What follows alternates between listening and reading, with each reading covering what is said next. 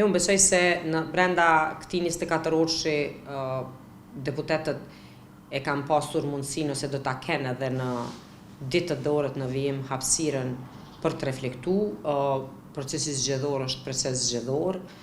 dhe ne natyrisht që përgatitemi edhe prej më herët e kemi ditur se zgjedhjet, siç e kam deklaruar publikisht, janë vetëm zgjidhje qëndrueshme. Vetmja mënyrë për një qeveri e cila mund të ketë një afat më të shkurtër ka qenë votimi ose pranimi i qeverisë Kurti të propozuar dje në mënyrë që të tejkalohet kjo blokada me çështjen e buxhetit dhe marrëveshjeve ndërkombëtare. Mundësia ekziston edhe për 9 ditë të mbetura për çdo që mund të ketë 6 ditë në numra, në këtë rast për kryeministrin Kurti dhe lëvizjen vetëvendosje, por natyrisht edhe individualisht deputetët të cilët nuk kanë votuar për këtë qeveri, që domethënë kushti të jetë kalimi vetëm i pikave të rëndësishme që të evitojmë bllokadën e shtetit.